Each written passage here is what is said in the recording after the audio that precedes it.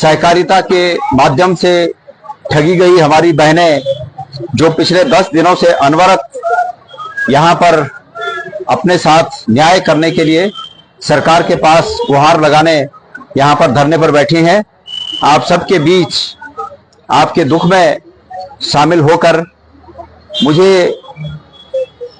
ऐसा महसूस हो रहा है कि हम सबको आपने जो ये दुख बयां किया यहाँ पर हमारी बहनों ने, और उनके आंसू छलक आए, हम सबको आपके इस दुख में शरीक होना चाहिए। मैं बैठे बैठे जब आप लोग अपने बात कह रही थी तो बैठे बैठे मेरे मन में तमाम विचार आ रहे थे, और उनमें से एक विचार ये था कि जो लोग अपने बच्चों से प्रेम करते होंगे निश्चित रूप में वो दूसरों को ठग नहीं सकते। तो क्या जो लोग ये ठगी का काम करते हैं, क्या ये अपने बच्चों से प्रेम करते होंगे? ये मैं विचार कर रहा था बैठे बैठे कि जब वो अपने बच्चे की शक्ल देखते होंगे तो उन्हें ये भी तो लगना चाहिए कि जिनको मैं ठग रहा हूं इनके भी बच्चे होंगे। और जब एक बहन कह रही थी यहाँ पर अभी कि मेरा बेटा आके मुझे ढांढस बंधाता है, मुझे दिलासा देता है कि जो भी होगा माँ, हम मतलब मिलजुल के इस चीज को, इस कष्ट को सहेंगे, वहां पर क्या माहौल होता होगा। खैर, मैं परमेश्वर से प्रार्थना करता हूं और भारत की सरकार से प्रार्थना करता हूं। आजकल के परमेश्वर वही हैं, वो जो असल परमेश्वर छू तो जखोलता खोलो, पर फिलहाल परमेश्वर ही दिल्ली बैठे आसी ना, कुछ परमेश्वर देर दो बैठे आसी। मैं यू से प्रार्थना कर दूं कि यू भी अपने बच्चों की शकल देखा ना, और अपने बच्चों की शकल देख के सोचे ना कि जो लोग आज ठगे से ना उन्होंने बच्चा खतना परेशानी में ना, और हो सके तो वे परिणाम स्वरूप वो कुछ कार्रवाई करन। मैं अखमो आयो छो, मैं तुमसे न्याय नहीं दिला सकूं तो, लेकिन मैं आखना ही छो कि हमारी अखमो और से सरकार कुछ ना कुछ एक्शन कर, ये वास्तव में अखमा ही छो। जब ये बात उठे आप लोग सब देहरादून में इकट्ठा हुआ तो वे दौरान जब भी तो ये बात पता लगे और मैं तत्काल ऊपर रिएक्शन देना तो सरकार कुछ हरकत में है। और फिर वो एक बात पौड़ी में हम जो एक धरना प्रदर्शन करे वो एक परिणाम यो था कि धन सिंह रावत जी ते स्टेटमेंट जान पड़े, न तो ये कनूड़ा छोड़े रे कनूड़ा निकाले कोई फर्क नहीं पड़ना छो, लेकिन हमारे बोन से ही उन पर फर्क पड़े कि वो स्टेटमेंट जान पड़े, जो स्टेटमेंट आप लोग का बीच है। हम वे स्टेटमेंट से ये बात तो समझ गया कि ये बात नीचे की सरकार तक यू सब पता नहीं छो, सरकार तक यू सब पता छो। धन सिंह रावत जी आज सोशल मीडिया के माध्यम से उत्तराखंड की सरकार मुझे सुन रही होगी, धामी जी आप सुन रहे होंगे, अमित शाह जी आप सुन रहे होंगे, भारत की सरकार आप सुन रहे होंगे, और तमाम सत्ता पक्ष के वो लोग जो इस प्रकरण में जनता को न्याय दिलाने के पोजीशन में हैं, वो सब लोग मेरी बात को सुन रहे होंगे। कृपया मेरी बात को ध्यान से सुनिएगा। इस देश में और विश्व में निश्चित रूप में कई ऐसे उदाहरण हैं कि ठगी होती हैं, लेकिन ये पहला उदाहरण है कि सरकारें इस देश में, इस प्रदेश में ठगों के साथ हैं, जनता के साथ नहीं है। ये पहला उदाहरण है। मैं ये बात इसलिए नहीं कह रहा हूं कि सरकार को मैं सरकार के नाक नीची करना चाहता हूं, मैं इसलिए नहीं कह रहा हूं इस बात को। मैं इस बात को इसलिए कह रहा हूं कि सरकार को सरकार होने का एहसास दिलाऊं और सरकार को रास्ता बताऊं कि सरकार कैसे इन लोगों के साथ न्याय किया जा सकता है, इसलिए इस बात को कह रहा हूं। धामी जी, अगर आप मेरी बात को सुन रहे हैं तो मैं आपसे उम्मीद करूंगा, क्योंकि आप उत्तराखंड के मुख्यमंत्री हैं और मुख्यमंत्री के हाथ में सभी शक्तियां निहित होती हैं, तो आप इस प्रकरण में स्टेटमेंट दें। इनका ये जो लोग ठगे गए हैं इनका एक रोड मैप बनाएं कि हम इतने दिनों तक ये काम करेंगे, इतने दिनों तक ये काम करेंगे, इतने दिनों तक ये काम करेंगे, ताकि इन लोगों को विश्वास हो सके कि हमारा न्याय की दिशा में हमारा काम आगे बढ़ रहा है, सरकार हमें न्याय दिला पाएगी। और दूसरी बात, अगर मैं आपकी जगह होता धामी जी, अगर मैं धन सिंह जी आपकी जगह होता तो ये सुन लो मैं क्या करता। मैं इसलिए कह रहा हूं कि आपको रास्ता बता दूं। मैं ये करता कि जब आपने कहा कि 2022 में मुझे पता चला कि ये सहकारी समिति फ्रॉड कर रही है, तो भारत सरकार को पत्र लिखने के अलावा मैं उसी दिन राज्य सरकार की शक्तियों का प्रयोग करते हुए उस कंपनी के, उस सहकारी समिति के उत्तराखंड में स्थित सभी खातों को सीज करवा देता कि इनके खातों में जो पैसा है वो वहीं रहे, जब तक आगे की कार्रवाई न हो, जब तक जांच परख न हो। मैं यही करता। लेकिन यहां पर चर्चा ये है कि 2022 के इलेक्शन में श्रीनगर का खर्च उठाने वालों से पर आप कार्रवाई कैसे कर सकते थे? इसलिए आपने पहले तो पत्र नहीं लिखा, क्योंकि अगर पत्र लिखा होता तो आपका सबसे पहले का स्टेटमेंट यह है, सबसे पहले का स्टेटमेंट यह है धन सिंह रावत जी का, सबसे पहले का स्टेटमेंट कि भाई उत्तराखंड में ये समिति रजिस्टर्ड है ही नहीं। सबसे पहले का स्टेटमेंट याद होगा आप लोगों को, उनका यह है कि ये समिति उत्तराखंड में रजिस्टर्ड है ही नहीं। और अब का स्टेटमेंट आपका यह है कि उत्तराखंड में ये समिति 2017 में कांग्रेस के समय रजिस्टर्ड हुई। सबसे पहली बात, आपने दोनों में से एक बात झूठ बोली है। या तो आपने पहले बोली गई बात झूठ बोली, या आपने दूसरी बात झूठ बोली। और तीसरी बात यह है कि कांग्रेस के समय में रजिस्टर्ड हुई समिति को आप ये नहीं कह सकते कि ये समिति ने जो फर्जीवाड़ा किया उसके लिए कांग्रेस जवाबदेह है, क्योंकि कांग्रेस ने तो जिस सहकारिता विभाग में आप मंत्री हैं वो सहकारिता विभाग भी कांग्रेस ने बनाया है। लेकिन कांग्रेस ने इसलिए नहीं बनाया कि धन सिंह रावत मंत्री बनेंगे और तब इस विभाग में फर्जीवाड़ा करेंगे, इसलिए नहीं बनाया कांग्रेस ने। कांग्रेस सत्ता में थी और कांग्रेस ने सभी विभाग बनाए, लेकिन इसलिए नहीं बनाए कि आपकी सत्ताएं आए, आपके राज आए, आप मंत्री बने और आप फर्जीवाड़ा करें। इसलिए कांग्रेस के ऊपर यह आक्षेप लगाना कि इस फर्जीवाड़े में कांग्रेस शामिल है, मैं आपको चुनौती देता हूं कि कांग्रेस का जो नेता इसमें शामिल है, सरकार केंद्र में तुम्हारी है, राज्य में तुम्हारी, आप अरेस्ट करिए, उसको करिए, लेकिन झूठ मत बोलिए। धन सिंह रावत सीधे सीधे झूठ बोल रहे हैं, सीधे सीधे जनता को गुमराह कर रहे हैं। मैंने पहले भी कहा कि इन सहकारी समिति के प्रमोटरों से धन सिंह रावत के संबंधों की जांच होनी चाहिए। लेकिन मैं अफसोस आप लोगों के सामने अफसोस के साथ कहना चाहता हूं, जब तक ये केंद्र में सरकार रहेगी तब तक ये जांच नहीं होनी है, देख लेना आप, नहीं होनी है, क्योंकि ये सब मिले हुए हैं। ऐसे कैसे हो जाएगा कि भारत से सब पैसा बाहर चला गया, उनके अकाउंटों से सब पैसा बाहर चला गया? ये क्या केंद्र की मर्जी के बिना हो गया? ये क्या धन सिंह रावत और यहाँ के स्टेट गवर्नमेंट की मर्जी के बिना हो गया, जबकि इनको पता था कि ऐसा हो रहा है? और धामी जी, आज भी ऐसे दर्जनों कंपनियां, दर्जनों सोसाइटियां आज भी काम कर रही है, आज भी ठग रही है। अब ये प्रकरण देख के आपने क्या एक्शन लिया ऐसी कंपनियों पर, इसको बताएं। आप लोग आज भी ठगे जा रहे हैं। इसलिए मैं आपकी जगह होता तो मैं सबसे पहले यह करता कि सभी जिलाधिकारियों को एक निर्देश देता कि LUCC के माध्यम से जो लोग ठगे गए हैं उनको प्रमाण के साथ उन्होंने कितना कितना पैसा जमा किया कार्यालय में अपनी सूचना उपलब्ध कराए। पहले तो काम मैं ये करता। और जितने जितने लोगों के पैसे ऐसे गए हैं वो लोग रसीदों के साथ जाते, SDM या DM या जिस डेस्क को वो नियत करते उस डेस्क पे जाके अपनी रिपोर्ट करते कि भाई इतना इतना पैसा हमने जमा किया है। ये तब पता चलता है कि वास्तव में उत्तराखंड से पैसा कितना गया है। अभी तो यही पता नहीं है, कोई कह रहा है 200 करोड़, कोई कह रहा है 300 करोड़, लेकिन जितने लोग हमें फोन कर करके बता रहे हैं, मेरा मानना है कि कम से कम 2000 करोड़ इस प्रदेश से गया है, 2000 करोड़। तो ये पता तब चलेगा कि जब सभी जिलाधिकारियों को ये निर्देश जाए कि आप एक स्पेशल डेस्क बनाए, चाहे आप तहसील लेवल पर बनाए, एक डेस्क बनाए और उस डेस्क पे लोग जाके रिपोर्ट करें। उसके लिए टाइम फिक्स हो कि एक हफ्ते के अंदर सभी लोग जिनके जिनके पैसे इसमें लगे हैं वो अपनी सूचना अपने तहसील में दर्ज कराएं कि भाई मेरे ये रसीदें हैं, ये फोटो स्टेटमेंट जमा कर रही हूं और इतने पैसे हैं, ताकि उसको टोटल किया जा सके कि कितना पैसा और किस किस का है।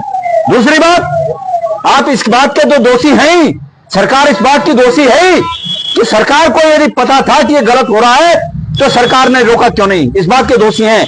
लेकिन फिर भी अगर आपने तब नहीं किया तो अब इन पैसों को वापस दिलाने के लिए आपके पास क्या कार्य योजना है उसको इन बहनों को बताया जाए कि भाई हमारे पास ये कार्य योजना है, इसके तहत हम आपको पैसा आपका वापस आएगा, ताकि ये बहनें जिनका इन्होंने लेकर जमा कर रखा है उनको बता सकें कि भाई तुम्हारा पैसा इस तरह वापस आना है और इनको भी थोड़ा रिलीफ मिले। ये सरकार को करना चाहिए। अफसोस इस बात का है कि सरकार ये न करके धन सिंह रावत इसमें कांग्रेस का तड़का मार के और अपनी राह को आसान बनाना चाहते हैं। धन सिंह रावत जी, आप सहकारिता के मंत्री हैं। ये समिति सहकारी समिति के अंतर्गत रजिस्टर्ड हुई। पहले आपने कहा कि उत्तराखंड में नहीं है, फिर आपने कहा 2017 में उत्तराखंड में बने, तो आप इसके लिए पूरी तरह दोषी हैं। आपकी ये जवाबदेही बनती है कि आप इन बहनों का पैसा वापस दिलाएं, सरकार इन बहनों का पैसा वापस दिलाए।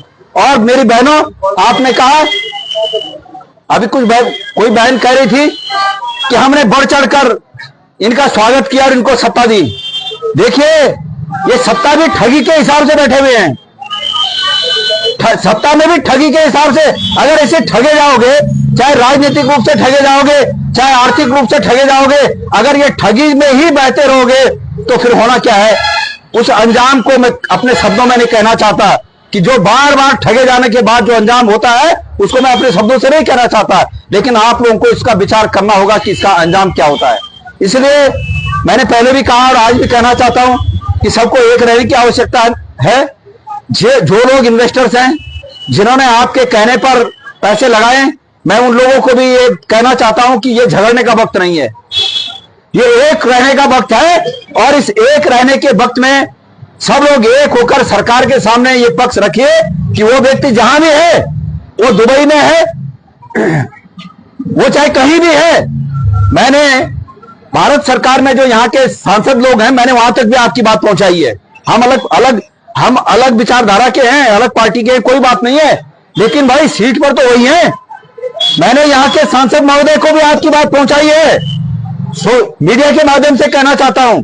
मैंने बलूनी जी को भी आपकी बात पहुंचाई है कि बलूनी जी, आप प्रभावशाली व्यक्ति हैं अगर केंद्र में, तो आप ये कोशिश करें कि वो जो मैंने सुना कि दुबई लेके भागे, आप इंटरपोल की मदद से उसको दुबई से गिरफ्तार करके भारत लाकर इनके साथ न्याय कर। मैंने सोशल मीडिया में प्रचारित नहीं किया, पहली बार बोल रहा हूं मैं इस बात को यहां, लेकिन मैंने वहां तक बात पहुंचाई है क्योंकि मुझे मालूम है कि रास्ता वही है। वहां से अगर वो लोग चाहेंगे तो आपको न्याय मिल सकता है। और निश्चित रूप में अगर है भारत सरकार अगर इसमें इन्वॉल्व नहीं है तो उत्तराखंड सरकार के सहकारिता मंत्री के इन प्रमोटर से जांच होनी चाहिए संबंधों की, और यह भी जांच होनी चाहिए कि इन प्रमोटरों ने 2022 के चुनाव में श्रीनगर में जो खर्चा उठाने का काम किया वो क्या बिना धन सिंह रावत जी के संबंधों के किया? हमारी जानकारी है, अभी परसों एक बहन बोल रही थी कि 2022 के इलेक्शन में कुछ बहनें बोल रही थी कि मैनेजर ने कहा इस सोसाइटी के कि भाई धन सिंह रावत को पैसा देना है, लाओ 20-20 हजार, सब 20-20 हजार लाओ। तो ऐसे बिना नेताओं के मैं ये कह रहा हूं, आप एक स्कूटी चलाते हो ना, लाइसेंस नहीं है, 2 मिनट में पुलिस पकड़ देती है, लाइसेंस लाओ। एक स्कूटी नहीं चला सकते, तो इतनी बड़ी फाइनेंस कंपनी चला रहे थे, बिना नेता के चला रहे थे, बिना सरकार के नॉलेज के चला रहे थे। और सरकार बोल रही है, हमें पता था कि ये गलत हो रहा है, तो रोका क्यों नहीं भाई? 2022 में रुक जाता तो गड़ल का कि जैसी डाढ़ रुक जाए तो उतना कम पेन होता, लेकिन चलने दिया क्योंकि इनके उनसे संबंध रहे होंगे। इसलिए इस प्रदेश की जनता को ठगना बंद करें। सहकारिता मंत्री जी के चेले कह रहे हैं कि गणेश गोदियाल का मानसिक संतुलन खराब हो गया। अरे भाई, आप भ्रष्टाचार करो और हम अगर बोले तो हमारा मानसिक संतुलन खराब हो गया। आपको पता है इससे पहले क्या ठगी हुई? जब कोविड था ना 2020 में स्टार्ट में, उस कोविड के समय 1000 पद सहकारिता में भरे गए और वो परीक्षा कहां हुई? नोएडा में परीक्षा हुई। यही मंत्री है, वही परीक्षा नोएडा में हुई। जब स्कूटर निकालने की परमिशन नहीं थी, अगर स्कूटर भी लेके कहीं जाना है तो एसडीएम का डीएम का लेटर चाहिए होता था, और उस समय नोएडा में रख दी परीक्षा। कौन गया उस परीक्षा में? कहां के लोग हुए भर्ती?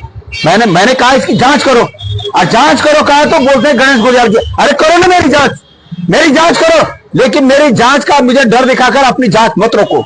मेरी जांच करो, अगर मैंने कुछ गलत किया, तो मैं भी जेल जाना चाहिए, लेकिन मेरी डर दिखाकर ये अपनी जांच रुकवा दे और इस तरह भोले भाले लोगों को लूटें। ये पाप, इन लोगों को लूटने का पाप निश्चित रूप में धन सिंह रावत जी के सिर जाता है। और वो बोलते रहे गणेश गोदियाल का मानसिक संतुलन खराब हो गया।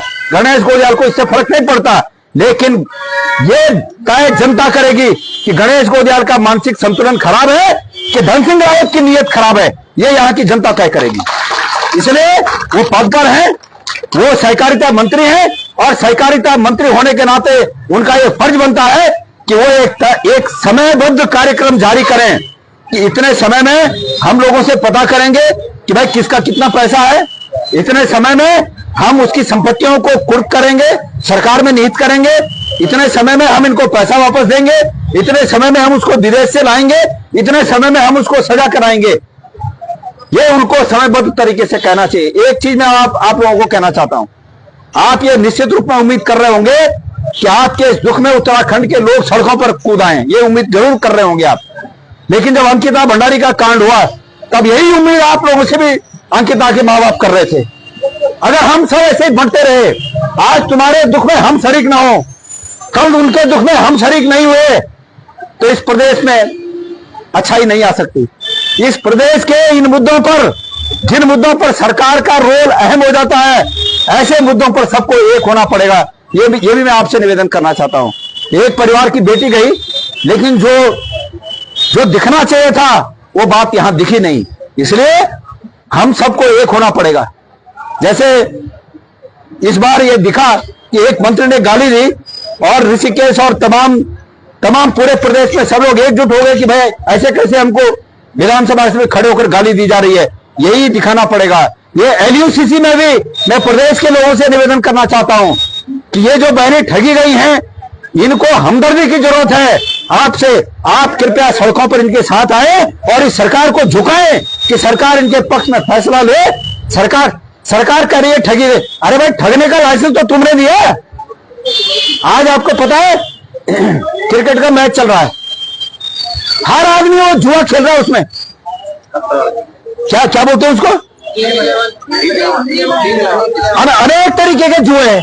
भाई ये मोबाइल में ये जुआ खेलने की परमिशन किसने दी? 1100 करोड़ रुपए दिया इस व्यक्ति ने। ये जो जुआ खिलाने वाला व्यक्ति है, केंद्र की सरकार को चुनाव के लिए 1100 करोड़ रुपए दिया। अपने चुनाव के लिए जुआ खिलाने वालों से चंदा ले रहे और तुमको हमको ठग रहे। और फिर अगर हम कुछ बोले इसका संतुलन खराब हो गया, और तब मेरा संतुलन ठीक होगा क्या? हम भी तुम्हारे साथ मिल जाएं, हम भी इन ठगों के साथ मिल जाएं, तो तब हमारा संतुलन ठीक ठाक है साहब। तो गजब है भाई।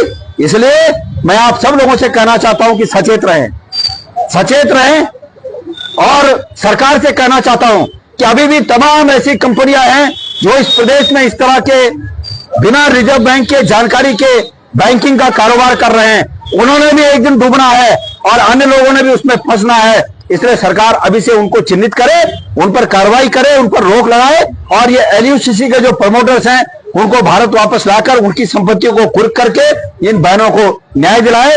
मैं ये खास करके पुष्कर धामी जी से, क्योंकि वो हमारे मुख्यमंत्री हैं, मैं उनसे निवेदन करना चाहता हूं। और मैंने कहा है माननीय मुख्यमंत्री जी, आज फिर याद दिला रहा हूं आपको, मैंने कहा है, मैंने 6-7 दिन पहले कहा था कि अगर सहकारिता के इन घोटालों पर आपने जांच नहीं बिठाई तो मैं अगले 10 दिन में, जो कि 2 या 3 तारीख को समय पूरा हो रहा है, मैंने कहा था कि उस दिन मैं आपके यहाँ पहले तो इस पर एप्लीकेशन देने आऊंगा और समाधान नहीं हुआ तो वहीं धरने पर बैठूंगा। मैं आपसे आज पुनः इस बात को कह रहा हूं। इसलिए समय रहते हुए कम से कम शुरुआत एलयूसीसी से हो जाए कि एलयूसीसी के लिए आप एक समयबद्ध कार्यक्रम जारी करें कि भाई हम पहले इसमें ये छानबीन करेंगे, उसके बाद हम ये कार्रवाई करेंगे और उसके बाद इनको राहत दिलाने के लिए हम क्या कोशिश करेंगे।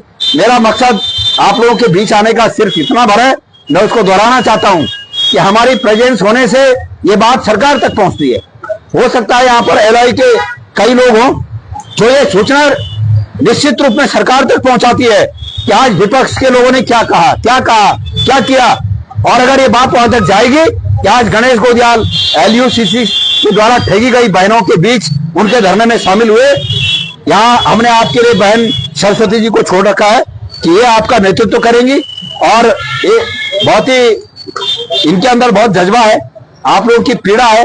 देखिए, एक बहन यहाँ कहते कहते रो पड़ी, उसमें उनके रोने के बाद कई लोगों की आंखों में आंसू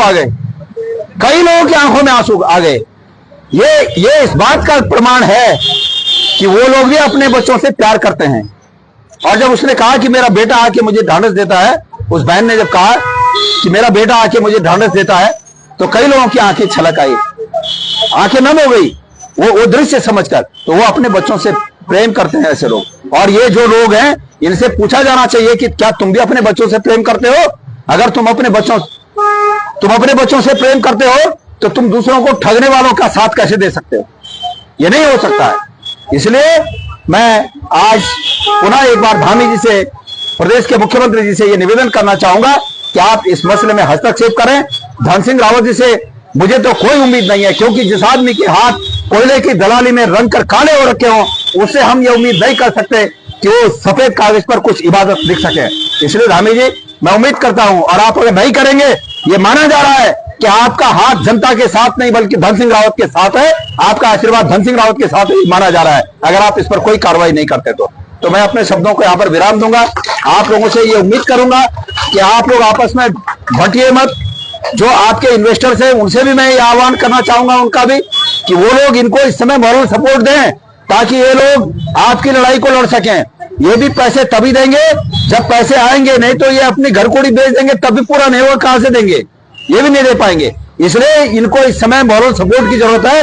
इन बहनों को, जो इनके इन्वेस्टर्स हैं, जिन्होंने पैसे लगाए हैं, वो लोग भी इनको मॉरल सपोर्ट दें, इनका आत्मबल बनाए रखें, और तब जाकर इस लड़ाई को लड़ा जा सकता है और जीता जा सकता है। आपका बहुत बहुत धन्यवाद, आप लोगों ने मुझे सुना, और इस लड़ाई को बहन सरस्वती के नेतृत्व में जारी रखिएगा। मैं ऐसी आप सब लोगों से उम्मीद करता हूं। धन्यवाद।